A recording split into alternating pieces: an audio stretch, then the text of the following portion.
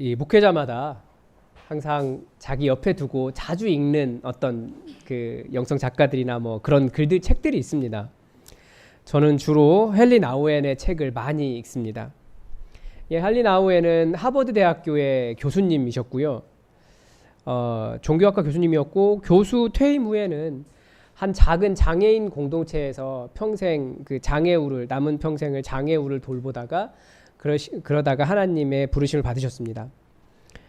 이 그분의 저서나 영성에 대한 가르침은 전 세계에 아주 큰 영향을 주고 있습니다. 그런데 한국 교회 안에는 이 헨리 나우엔을 이야기하면 약간 이단시 하시는 분들이 계세요. 왜 그러냐면 이 헨리 나우엔이 로만 카톨릭의 신부였거든요. 로마 카톨릭을 이단으로 생각하시는 분들에게는 절대 받아들일 수 없는 논쟁적인 인물은 맞습니다. 그렇게 본다면 사실 로마 카톨릭의 그런 것들을 보면 참 개혁교회로서는 받아들이기 어려운 것들이 많이 있어요. 그 명동 성당 그 주보라고 하나요? 그거 딱 보면 첫 마디가 딱 걸려요. 마리아 얘기할 때부터 어렵죠. 그런데 제가 헨리 나우엔을 읽으면서 아직까지는 그런 면을 발견하지는 못했습니다. 그러니까 헨리 나우엔이 로만 카톨릭의 신부였지만 또 개신교와도 대화를 할 수 있는 아주 좋은 인물이고요. 오히려 그 개혁교회가 개혁을 한다고 하면서 많은 것을 버려버렸거든요. 좋은 것들도. 그래서 그렇게 함께 버려진 영성이라고 하는 것들을 배울 수 있는 아주 좋은 통로입니다. 그런데 제가 아주 좋아하는 영성 작가이지만 헨리 나우엔을 읽을 때마다 한 가지 드는 의문이 있어요. 여러 통찰을 많이 보여주고 있는데 왜 전도에 대한 내용이 없지? 라는 생각을 가끔 하게 됩니다. 뭐 전혀 없다고 말할 수는 없죠. 그렇지만 우리가 생각하는 수준의 그런 적극적인 전도에 대한 이야기 그렇게 많이 하지 않습니다. 저는 전도에 대해서 관심이 많이 있거든요. 그럴 때마다 이 헨리 나우엔의 책을 읽으면서 왜 전도에 대한 내용이 없지? 라는 것을 느낄 때마다 이 사람이 로만 카톨릭 전통이었지? 라는 것을 깨닫게 됩니다. 이 로만 카톨릭 전통은 전도를 그렇게 강조하지 않습니다. 왜냐하면 뭐 처음부터 그러지는 않았을 거예요. 그런데 최소한 로만 카톨릭이 종교로서 어떤 영향력을 발휘할 시기 아니면 종교로서 신학이 발달할 그 시기에 사실 전도가 주요 이슈가 아니었습니다. 왜냐하면 온 세상이 그러니까 유럽 전체 로마 제국 전체가 다 이미 다 믿는다고 하고 있었기 때문에 전도를 해야 할 필요성이 없었던 거죠. 그래서 이미 믿는다고 하는 사람들의 신앙을 어떻게 더 고취시킬까에 대한 신학, 뭐 영성, 교리교육, 뭐 이런 것들이 훨씬 더 발달을 했습니다. 개혁교회처럼 그렇게 공격적으로 나가서 전도하지 않았습니다. 지금도 로만 카톨릭의 전도 방법은 어디 가서 사는 거예요. 그냥 살다가 성당 짓는 거죠. 성당 지으면 사람들이 와요. 또 왜 옵니까? 이 성당 같은 경우에는 성당의 문턱을 넘는 그 턱을 굉장히 많이 낮춰줬어요. 교회에 오려면 사람들은 걸리는 것이 많이 있잖아요. 나 술도 마시는데 담배도 피우는데 뭐 제사도 지내야 되는데 많이 있지만 천주교는 다 무너뜨려졌잖아요. 술 마셔도 되고 담배 피워도 되고 제사도 지낼 수 있고 그러니까 사람들이 가기 쉬운 거예요. 뭐 그런 것들이 있습니다. 뭐 코로나 사태만 봐도 그렇습니다. 성당은 자꾸 오지 않아도 된다라고 강조를 해요. 물론 우리도 그렇게 오지 않아도 된다고 강조를 하는데 이야기를 하는데 사람들은 그렇게 느끼지는 않는 것 같아요.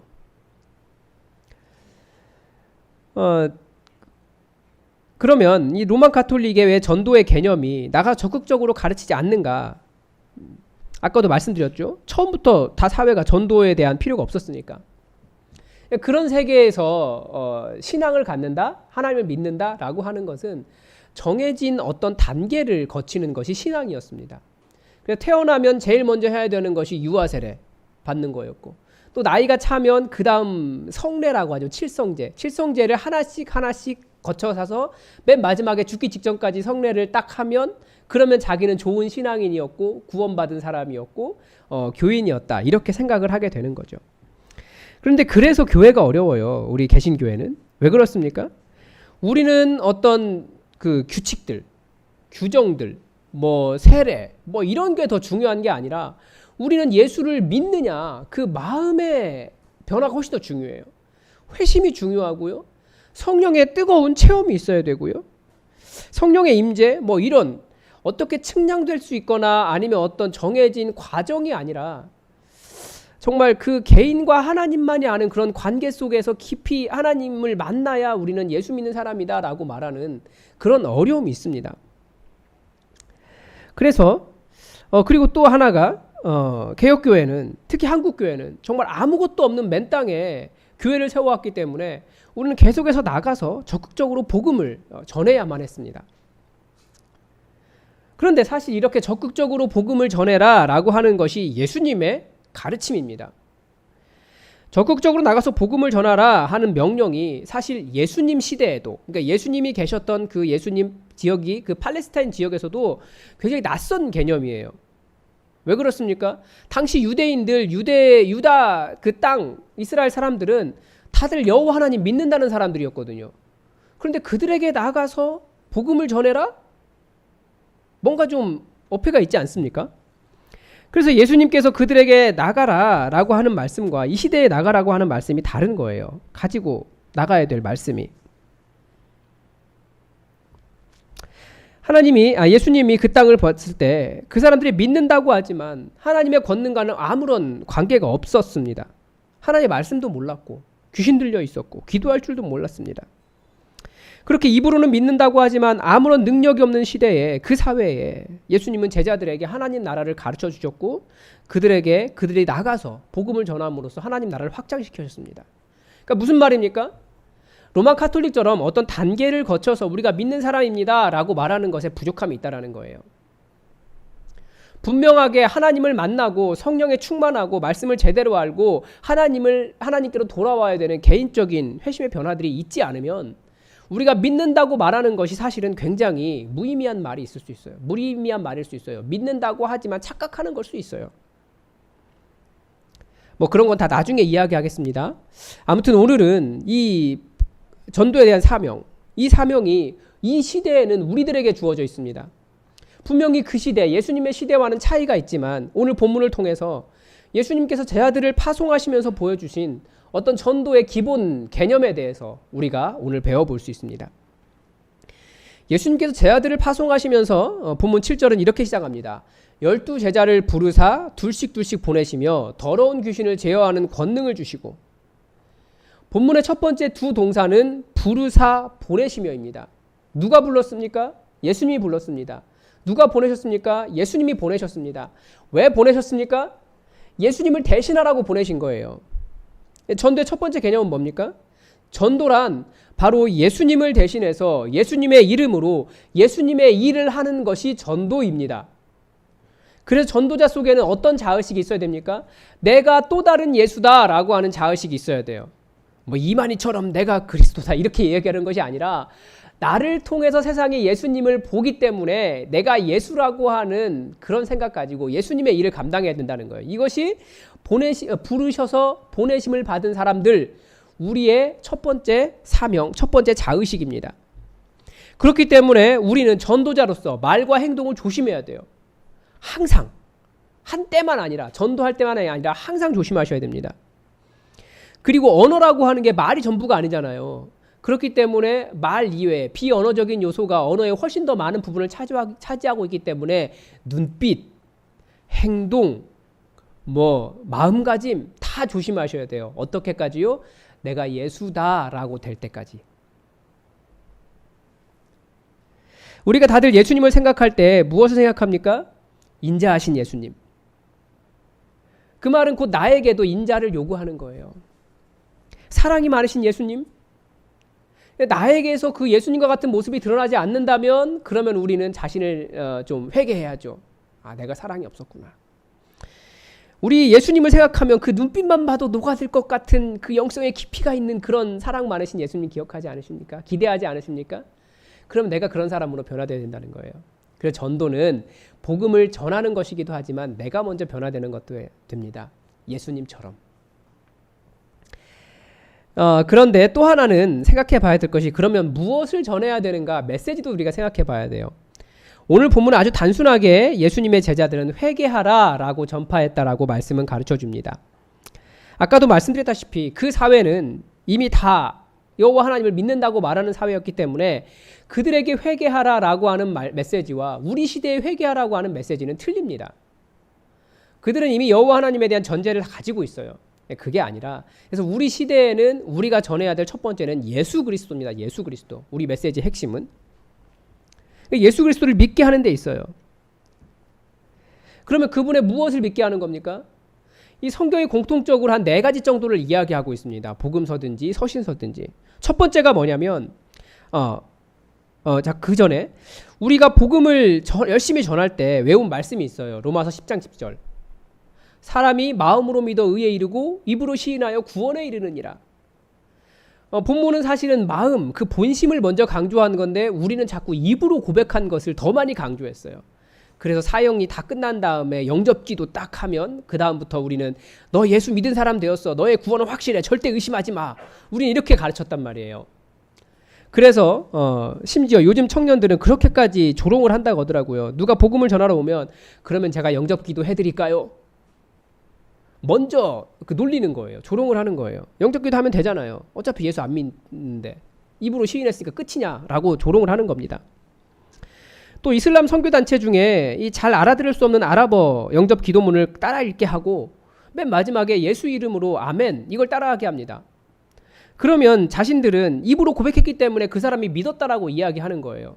그러면서 이슬람 지역에 다니면서 한 달 동안 단기 선교하고는 돌아와가지고 내가 한 달 동안 예수 믿게 한 열매가 거기에서 현지에서 20년씩 사역한 선교사보다 훨씬 많다라고 자랑하며 현재 선교를 굉장히 어렵게 하는 그런 선교단체도 있습니다. 그러니까 입으로 말하는 것이 전부가 아니에요. 마음이 훨씬 더 중요한 거죠. 그리고 어떤 메시지를 가지고 있느냐 이게 훨씬 더 중요한 겁니다.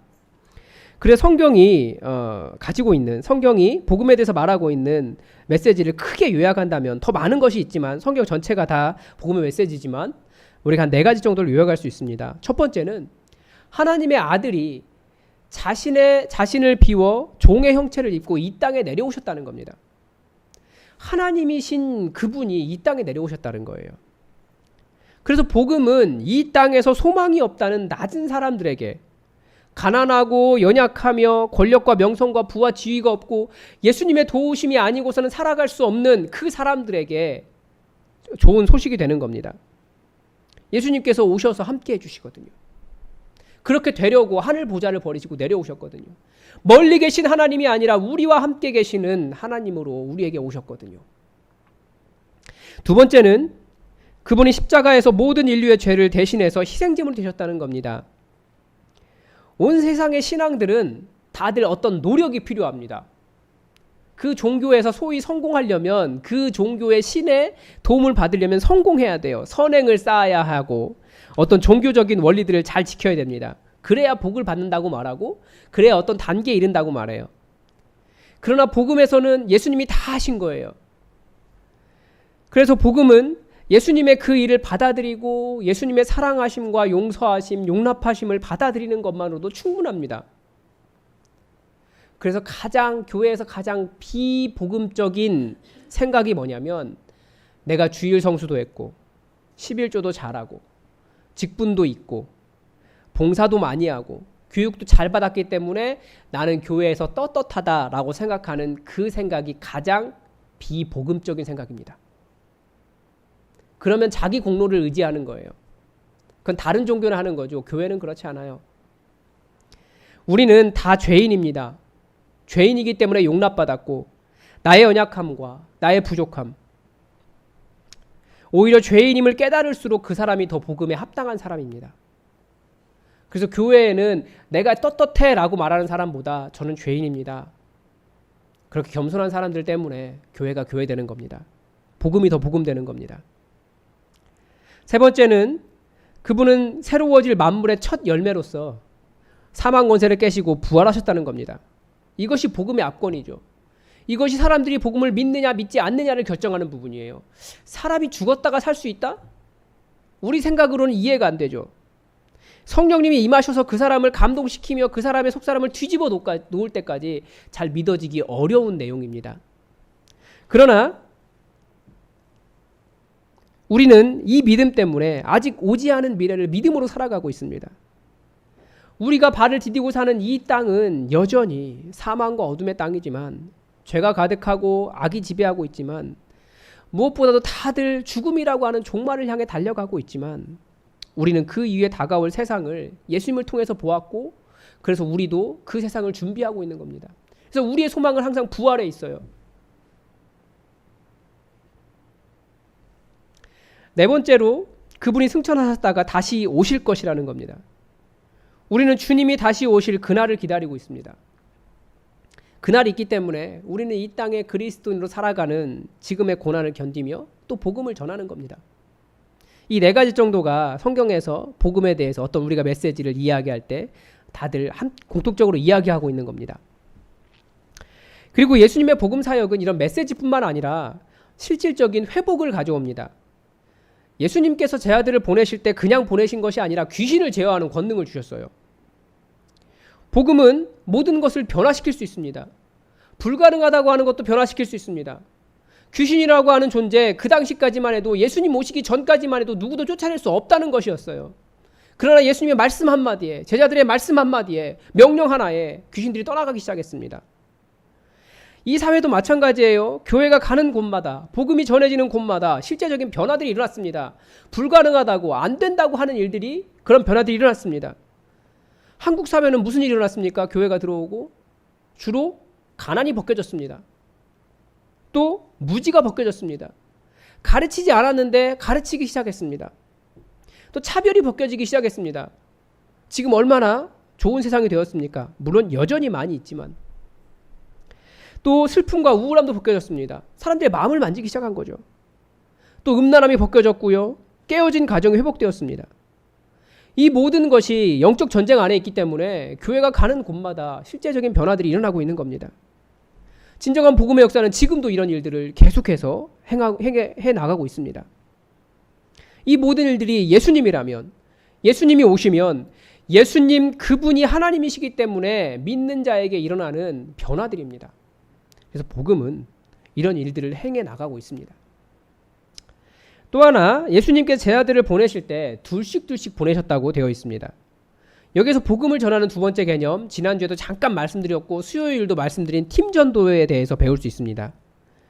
지난주 수요일에 이렇게 겹쳐서 임직자 교육에서 전도에 대한 내용을 다뤘습니다. 많은 분들이 오셨지만 다시 한번 다 같이 정리해보는 시간이 필요한 것 같습니다. 우선 전도는 누구 하는 겁니까? 네, 전도사라는 이름이 있지만 전도사가 하는 게 아니고요. 우리 모든 성도의 다 의무입니다. 요즘은 개별 전도가 어려워요. 그래서 우리는 전도를 목장에서 팀 전도로 하려고 합니다. 예수님께서 둘씩 보내셨듯이 우리는 목장이 하나 되어서 함께 전도하려고 해요. 이 팀 전도를 하면 좋은 점이 있습니다. 사람들이 전도할 때 가장 큰 장애물이 있어요. 그게 뭔가요? 사실 누군가에게 나가서 예수 믿으세요 말하는 것은 굉장히 두려운 것입니다. 그래서 팀 전도를 하면 사실은 그 두려움을 없앨 수 있어요. 함께 가기 때문에. 그리고 또 각자의 단점을 보완해 줄 수 있습니다. 한 사람은 부족하거든요. 만약에 목장에 어떤 분이 새로 오셨는데 그분을 어떻게 챙기지를 못하고 잘 돌보지 못할 수 있지만 같이 하면 돼요. 왜요? 어떻게 해요? 어떤 사람은 잘 대접하는 사람이 있습니다. 또 어떤 사람은 그분에게 딱 맞는 좋은 선물을 고를 수 있는 능력이 있어요. 제가 그게 제일 못하거든요. 저에게는 저희 아내가 잘합니다. 예쁘게 꾸밀 수 있는 사람도 있고요. 요리를 잘할 수 있는 사람도 있고요. 분위기를 좋게 이끌어가는 사람도 있고요. 또 복음에 대해서 아주 지식이 있어서 복음을 정확하게 전달할 수 있는 사람이 다 있습니다. 그래서 목장 안에서 이렇게 함께 팀 전도를 하면 단점보다도 오히려 서로의 연약함을 보충해 가면서 그렇게 시너지가 더 높아질 수 있습니다. 그래서 목장을 보면 하나님께서 각 사람에게 성령을 부으신 이유가 온전케 하심이구나를 깨달아 알 수 있는 거예요. 그게 목장입니다. 그리고 또 목장 안에는 목장 안에서 팀 전도할 때는 목장 안에 잘 나오지 않는 목원들을 먼저 전도해야 됩니다. 그러니까 적응하지 못한 사람이 있잖아요. 그게 먼저 첫 번째 전도 대상이에요. 멀리 가서 찾지 마시고. 교회 안에서도 마찬가지입니다. 교회 안에서도 어떤 목장에 잘 적응하지 못하거나 목장에 들어가지 않은 성도나 아니면 목장 안에 있지만 목장에 적응하지 못하는 그 사람들이 목장 전도의 첫 번째 대상자입니다. 그러면 조금 더 구체적으로 목장에서는 어떻게 전도해야 될까요? 목장이 보통 일주일에 한 번씩 모이는 것이 원칙인데요. 그래서 일주일에 한 번 정도 만나서 교제를 나눌 수 있는 사람을 전도 대상자로 정하셔야 됩니다. 그래서 전도 수첩에 기록하는 거예요. 그런데 또 전도수첩에 기록한다고 해서 모두가 다 복음을 전해야 할 나의 전도 대상자는 아니에요. 기도하면서 각 사람들 놓고 기도하면서 하나님께서 보여주신 한 사람을 놓고 그 사람과 매주 만나시면서 그 사람의 상황을 들어주십시오. 왜 교회 나오지 못하는지, 지난주에 말씀 나눴잖아요. 왜 교회 나오지 못하는지, 그 사람들 마음속에 이렇게 걸려있는 것이 있어요. 그것을 해결하도록 여러분 기도해 주셔야 됩니다. 그리고 또 목장이기 때문에 함께 기도하는 겁니다. 상황을 나누고. 이게 사역이에요. 그러니까 우리가 사역, 봉사 여러 가지로 생각할 수 있지만 가장 먼저 되는 사역은 복음 전하는 겁니다. 그래서 함께 기도하십시오. 기도하면 됩니다. 분명히 상황을 나누다 보면 이 사람이 이런 부분에 문제가 있어요. 그러면 그 부분 해결하도록 기도하는 거죠. 때로는 시간이 지나면 그 사람에게 도전하는 거죠. 너 왜 예수 못 믿냐? 그럼 무슨 얘기할 거 아니에요. 그러면 그거 되면 예수 믿겠냐? 라고 하면 그거 목원들과 함께 내놓고 같이 기도하는 거예요. 하나님, 이 사람 이거 해결되면 예수 믿는다고 하는데, 교회 나온다고 하는데, 하나님 그거 해결해 주십시오. 그러면 하나님께서 가만히 있으시겠습니까? 아니요. 그 전에 우리가 그 일을 이루기 위해서 더 간절히 우리가 기도할 것을 하나님은 요구하세요. 그러니까 우리에게 전도 대상자가 있고 그 사람의 문제가 이것이라면 그것이 해결되기를 먼저 우리에게 기도하기를 요구하십니다. 그러면 새벽 기도 나오고 또 목원들과 같이 모여서 기도하고 간절히 기도하면서 하나님의 일을 이루어 가야 되는 거죠. 그래서 기도한 만큼 사역이 일어납니다. 그 다음에 옥토로 만들어야 돼요. 옥토가 뭡니까? 이렇게 자갈도 없고 씨 뿌리게 좋고 열매 맺기 좋은 그런 땅 아닙니까? 사람들 방금도 말씀드렸지만 예수 믿지 못하는 자갈들이 마음속에 있거든요. 그것들을 이렇게 제거해 줘야 돼요. 그런데 여러분, 사람의 마음속에 맺혀져 있는 그 응어리는 어떻게 풀어집니까? 어떻게 빼낼 수 있습니까? 이건 비판한다고, 충고한다고, 그 문제를 가르쳐준다고 그렇게 없어지는 게 아니에요. 이건 사랑으로 녹아질 수밖에 없는 거예요. 오죽했으면 말씀에 그 사람 머리에 숯을 쌓아두어라 그렇게 이야기하겠습니까? 뜨거운 그 은혜로 그 사람이 다 그 속에 맺혀진 것이 다 녹아서 없어질 때까지 그렇게 사랑을 베풀어주고 기다려주고 이야기 들어주고 함께 해주고 또 그 사람에게 필요가 있으면 또 내가 가진 것들 가져다가 이렇게 갖다주고 그러면서 그 사람의 마음을 녹이는 거예요. 그러면서 그 사람 안에 있는 자갈들 큰 돌들이 다 녹아지고 없어질 때까지 우리는 옥토로 만드는 작업들을 해야 됩니다. 그리고 목장으로 초청을 하는 거죠. 그런데 그냥 무조건 초청하는 것이 아니라 어느 정도 와도 되겠다라고 하는 상태가 될 때까지 기다려 주셔야 되고요. 그리고 그렇게 목장에 오기 전에 이미 목원들 중에 한 두세 사람과 친해진 사람이 있어야 돼요. 그 관계 안에 들어와야 됩니다. 그래야 목장 안에 들어와서도 또 아는 사람이 있으니까 함께 이야기하고 소외되지 않을 수 있어요. 비슷하게 교회에 누군가를 데려올 때도 마찬가지입니다. 그냥 무조건 데려오면 안 돼요. 교회 데려올 때도 이미 이렇게 몇 사람들은 한 두세 사람 정도는 아는 사람이 있어야지 그렇지 않으면 등록만 해놓고 나면 교회에 와서 그냥 앉아있다가 예배드리다 가고 굉장히 외로운 사람이 될 수 있습니다. 그래서 그 전에 교회에 데려오는 것 우리가 등록이 목적이 아니기 때문에 등록을 시키겠다고 하면 뭐 그냥 용지 돌리면 되죠. 그게 아니라 교회에 정착하고 우리와 한 가족 되기 위해서 우리는 사람을 품어내는 거기 때문에 그런 사람들과 친구 관계를 많이 만들어 주셔야 됩니다. 그리고 양육해야죠. 목장에 오고 교회에 등록하는 것이 전부가 아니기 때문에 1대1도 할 수 있도록 도와주셔야 되고 성경 공부할 수 있도록 도와주셔야 됩니다.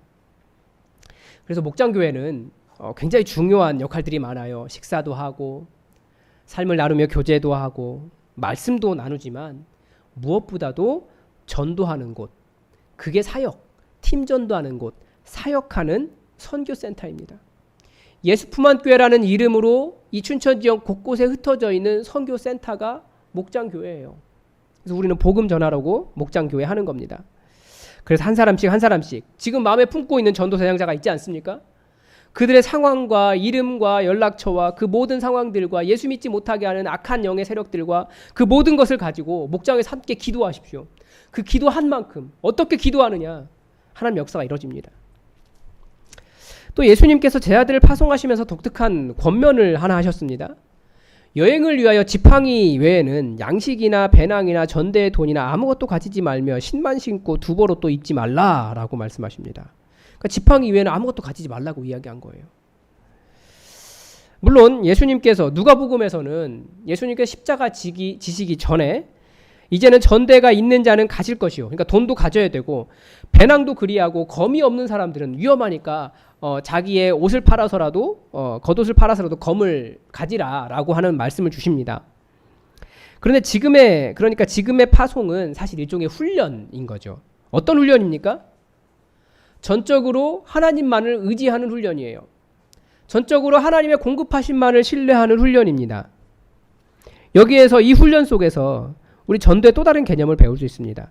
전도는 전적으로 하나님을 의지하는 과정입니다. 복음을 내가 전하죠. 그러나 이것이 성령님께서 나를 사용하시기 때문에 가능한 일입니다. 그러니까 누가 전도하느냐? 성령님의 음성에 민감하게 깨어서 성령님께서 보내시는 그 보내심을 인식할 수 있는 그 사람이 전도하는 겁니다. 내 욕심이 아니라 성령님께 순종하는 사람이 전도하는 겁니다. 그래서 전도자는 기도를 많이 하셔야 돼요. 성령님의 음성에 민감하게 깨어있을 수 있도록 기도를 많이 하셔야 됩니다. 그래서 다시 지난주 수요일 교육의 결론을 이야기할 수밖에 없습니다. 약 140년 전에 한국 교회에 복음이 들어왔습니다. 그 선교사들의 그 역사가 어디에서 시작되었습니까? 이 미국이라는 사회에 기도와 성령의 역사가 아주 풍성하게 일어나면서 그 역사가 흘러나온 결과, 그 기도와 성령의 충만함이 흘러나온 결과가 한국 교회, 한국의 선교라고 하는 상황입니다. 결과가 되었습니다. 예수님께서 말씀하신 것처럼 성령이 임하시고 권능을 받으면 우리가 예수님의 제자가 되는 겁니다. 그게 바로 한국 교회, 한국 선교의 결과입니다. 우리 이 한국 땅에 교회가 세워지고 교회에 사람들이 모이고 복음이 전파되던 때는 교회 안에 기도와 성령의 능력이 아주 풍성하게 일어날 때였어요. 우리 믿음의 선배들, 물론 저보다 신학적으로 좀 공부를 덜 하실 수는 있지만 저보다 더 기도 뜨겁게 하시고 성령에 충만하신 분들이었어요. 그렇기 때문에 비록 부족하다고 할지라도 교회가 성장하고요. 복음이 전해지고요. 사람들이 예수를 믿었고요. 사람들이 은혜를 받았다고요. 교회에서 회심이 일어났어요. 여러분, 우리 교회를 세우면서 우리 성령의 충만함을 위해서 이 교회의 부흥을 위해서 정말 뜨겁게 강하게 그렇게 기도해 보신 적이 있으십니까? 교회의 부흥은 단순한 프로그램이나 어떤 시스템을 뛰어넘습니다. 진짜 부흥하는 교회들의 역사를 다들 살펴보면 그게 아니에요. 희한하게 폭발이 일어나요. 평소와 똑같은 예배인데도 은혜가 터져 나와서 사람들이 견딜 수 없는 일들이 교회 가운데 일어나더라고요. 깊이 회심이 일어나고요. 영적으로 거듭나는 사람들이 터져 나오는 일이 일어납니다. 왜 그렇습니까? 그 차이가 바로 기도와 정말 뜨거운 기도가 있고 성령의 충만한 역사가 흘러 넘치기 때문에 그런 일이 일어나더라는 겁니다. 여러분, 목장에서 열심히 기도하십시오. 정말 그 사역할 대상을 놓고 아직도 춘천 지역에 예수 믿지 않는 사람들이 너무나 많이 있지 않습니까? 그들을 놓고 여러분 기도하십시오. 뜨겁게 기도하십시오. 지금 상황이 코로나19 바이러스 때문에 우리가 적극적으로 모일 수는 없지만 기도는 언제든지 어디선지 할 수 있어요. 또 우리가 마음에 품고 누군가를 전도 대상자로 삼고 성령님의 음성에 순종해서 그 사람에게 나아가는 것 우리 얼마든지 할 수 있어요. 나갈 수 없는 상황이라면, 모일 수 없는 상황이라면 기도라도 뜨겁게 하고 계셔야 되죠. 분명히 하나님께서 여러분 마음에 너 그 사람에게 갔으면 좋겠다.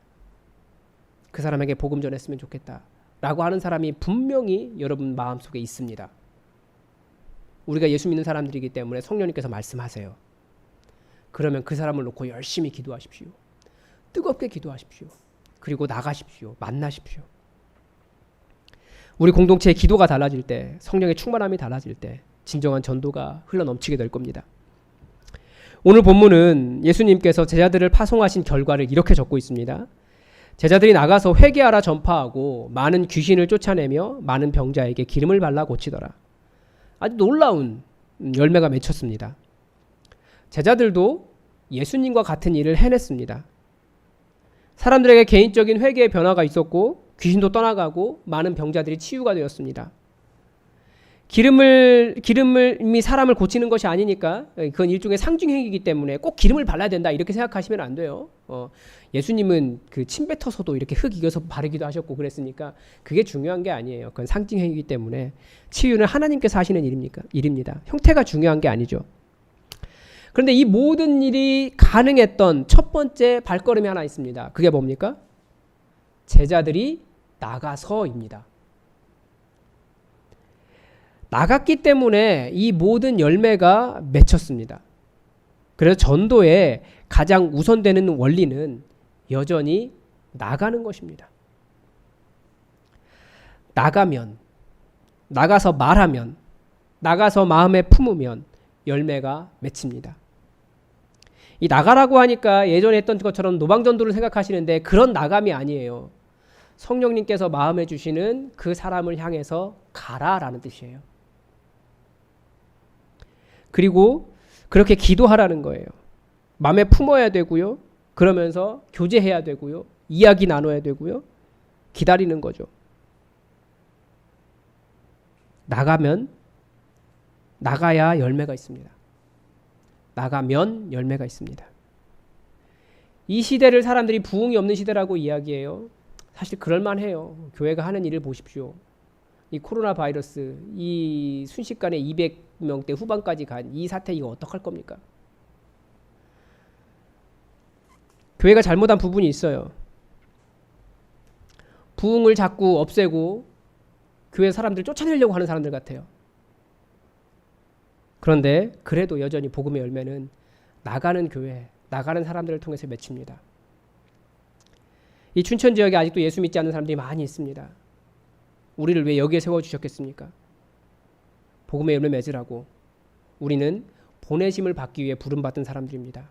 그것이 제자입니다. 이 말씀 잘 기억해서 우리 예수품만 교회, 예수님의 제자로서 나가서 열매를 가득히 거둬들이는, 그래서 하나님께 영광을 올려드리는 이 전도의 사명을 잘 기억하는 교회 될 수 있도록 우리가 함께 교회를 세워갑시다. 기도하겠습니다.